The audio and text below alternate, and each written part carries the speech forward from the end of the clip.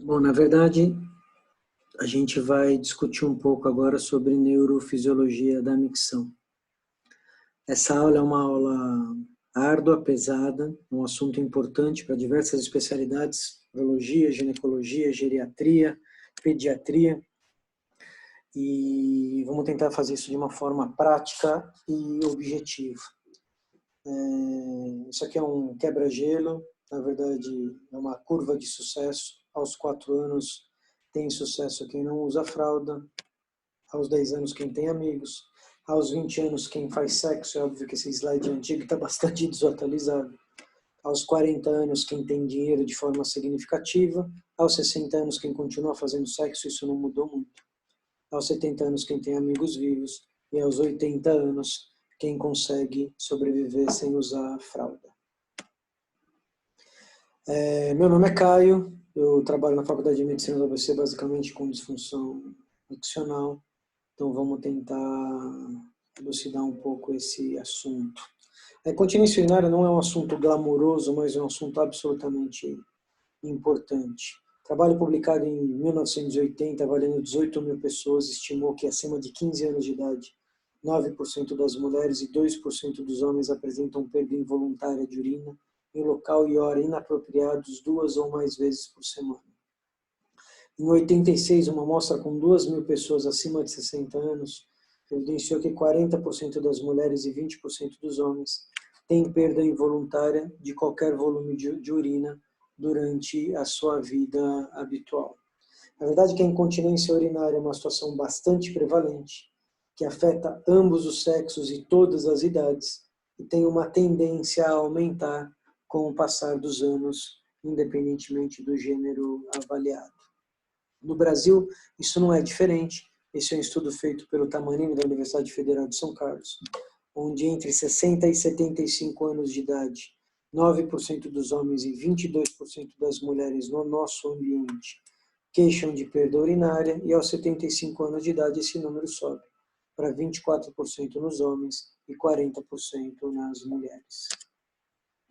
O impacto financeiro da incontinência urinária é brutal.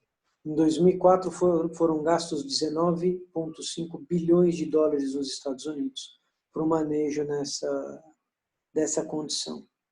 E, invariavelmente, do ambiente, incluindo situações ou ambientes especializados, sobretudo nursing homes, em asilos, o que se tem são cuidadores frustrados, em um ambiente onde mais da metade dos funcionários não se sentem confortáveis em cuidar dessas pessoas. Dentre os fatores que levam os pacientes a serem internalizados ou internados pela família estão a debilitação física, motivos econômicos, debilitação cognitiva, opção de familiares e depressão, todos esses quadros muito vinculados a quadros de incontinência ou de perda urinária. Um dado importante é que a partir do momento que o indivíduo idoso é institucionalizado, seja ele no hospital ou numa casa de repouso, a taxa de incontinência urinária aumenta. Uma vez que 20 a 30% das pessoas em comunidades em idades mais avançadas têm perdas, e a partir do momento que eles são institucionalizados, mais de 50% passam a ter queixas relacionadas à continência urinária, sendo que pelo menos 10% deles apresentam perdas diárias, com impactos econômicos e sociais significativos.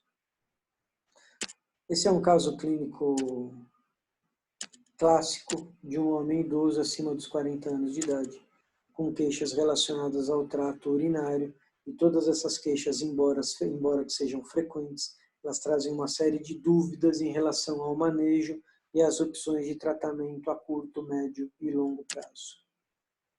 Embora a gente tenha discutido aqui bastante em relação ao impacto econômico e social, esses 2 diapositivos, esses próximos, vão dar uma ideia melhor da dimensão devastadora dessa situação.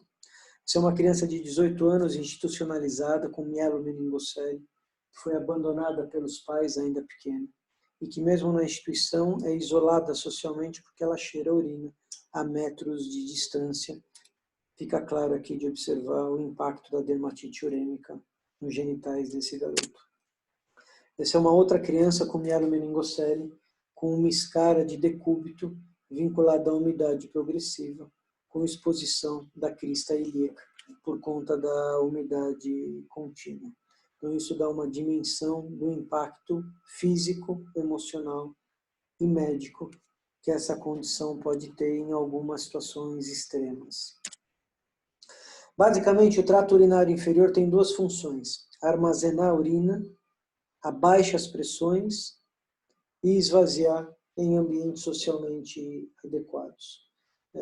Indivíduos neurologicamente maduros e cognitivamente preservados, eles devem poder entender o momento adequado e irem ao toalete e esvaziar a bexiga de uma forma plena e completa, de forma que isso não gere grandes problemas.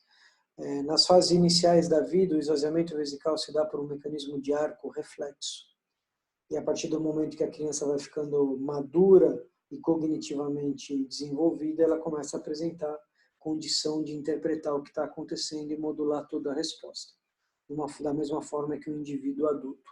Do outro lado, indivíduos com a cognição afetada, ou com demência senil, com outras condições que afetem a capacidade de raciocínio e de interpretação, podem ter desconforto ou dificuldade para manter a continência urinária, por uma dificuldade interpretativa do que está acontecendo com o seu organismo. O armazenamento vesical, ele deve propiciar a bexiga conter volumes progressivamente maiores de urina, sem grandes oscilações de pressão dentro do órgão e sem que isso cause perdas urinárias involuntárias. O esvaziamento, por sua vez, deve acontecer de uma forma tranquila, onde a bexiga não precisa exercer grandes pressões, um jato seja um jato coordenado, contínuo, e o esvaziamento ocorra de uma forma plena, onde o resíduo que fica na bexiga não ultrapasse 20% do volume pré-miccional. Em crianças com menos de 12 anos de idade, volumes de resíduo pós-miccional acima de 20 ml são considerados como elevados e se associam a complicações como infecção urinária.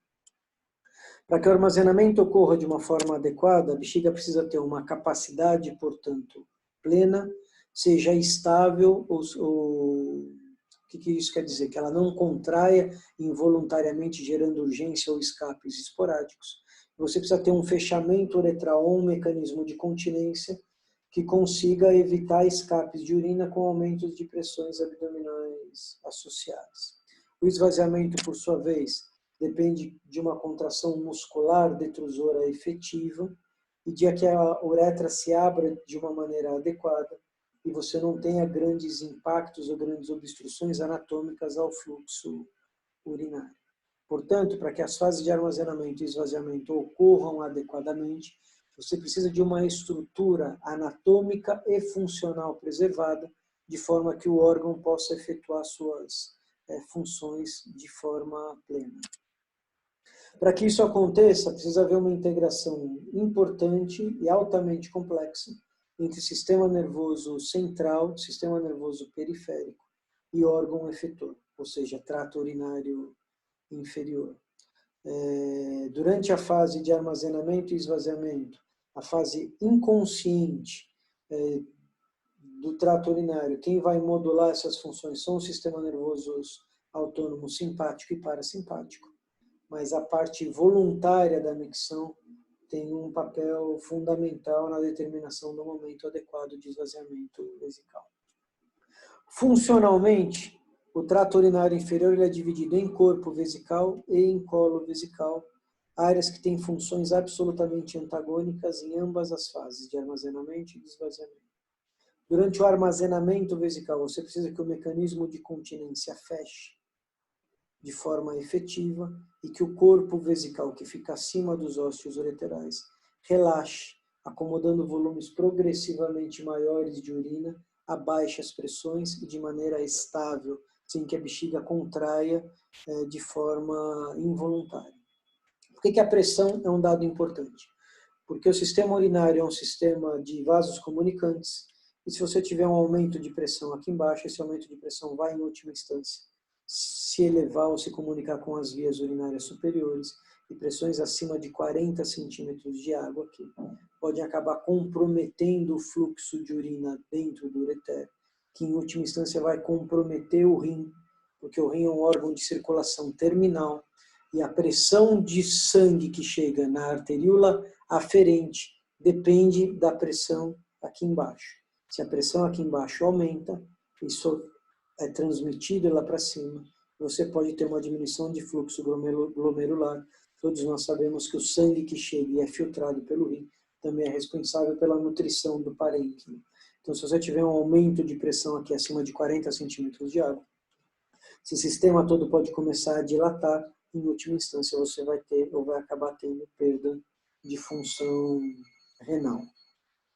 O colo vesical, ele é funcionalmente dividido em duas porções. A porção proximal é o esfíncter uretral interno, formado basicamente de musculatura lisa e comandado pelo sistema nervoso autônomo simpático e, portanto, de controle involuntário. O aparelho esfincteriano externo, ele é formado por musculatura estriada esquelética, periuretral e pela musculatura do assoalho pélvico. Tem controle basicamente, fundamentalmente somático, ou seja, o controle do esfíncter uretral externo, ele é de motivação voluntária. Para que você tenha continência, os dois mecanismos esfincterianos, eles precisam estar preservados, precisam ocorrer ou funcionar de maneira adequada. Obviamente, existem alterações anatômicas ou situações anatômicas diversas no sexo masculino e feminino que podem impactar no funcionamento do trato urinário inferior. Nas mulheres é importante que as relações e toda a sustentação dos órgãos pélvicos seja preservada, para que você não tenha prolapsos ou situações anatômicas que possam influenciar no funcionamento do órgão. E nos homens, situações ou doenças prostáticas podem acabar comprometendo ou despertando sintomatologia urinária, para você ter processos obstrutivos a nível uretral. Durante a fase de armazenamento vesical, o aparelho esfincteriano precisa se contrair e o colo vesical, o corpo vesical precisa relaxar de forma adequada. Para que isso aconteça, e quem modula o armazenamento vesical é o sistema nervoso autônomo simpático, que estimula, a nível do colo vesical, receptores alfa-1 adrenérgicos, que vão modular contração muscular e fechamento dessa unidade funcional. A nível do corpo vesical, o sistema nervoso autônomo simpático vai estimular receptores beta-3 agonistas, que vão mediar relaxamento muscular e acomodação de volumes urinários progressivamente maiores. Durante a fase de esvaziamento vesical, quem controla a contração da bexiga é o sistema nervoso autônomo parasimpático, que através da liberação maciça de acetilcolina, estimula receptores muscarínicos do tipo M3 na musculatura detrusora, levando à contração vesical e esvaziamento vesical, após o relaxamento obtido no aparelho esfincteriano, que é mediado pelo sistema do óxido nítrico. Esse diapositivo é um diapositivo que está aqui só a critério de curiosidade. O urotélio é um órgão parácrino importante, que tem função fundamental no controle de todo o reflexo miccional. Em situações inflamatórias, por exemplo, como uma infecção urinária, pode levar a um descontrole do funcionamento habitual da bexiga, com questões de urgência ou de incontinência e incontinência transitória por perda de uma funcionalidade habitual. Para que o trato urinário inferior funcione de uma maneira adequada, a integração com o sistema nervoso central é absolutamente fundamental. Várias porções do sistema nervoso atuam modulando o funcionamento do trato urinário inferior, e nós vamos discutir aqui as principais delas. O córtex cerebral do giro pré-frontal é a região classicamente conhecida e responsável por coordenar e controlar tudo o que acontece dali para baixo. E também é a região relacionada à interpretação cognitiva do ambiente social com a repressão e a necessidade de esvaziamento vesical. A ponte é responsável pelo controle, pela mudança de chave entre a fase de armazenamento e de esvaziamento vesical. E é ela que controla a sinergia vésico-esfincteriana. Sinergia é um processo fisiológico e é o que acontece é o processo relacionado à contração vesical e ao relaxamento coordenado do aparelho esfinteriano para que possa ocorrer um esvaziamento a baixa pressão.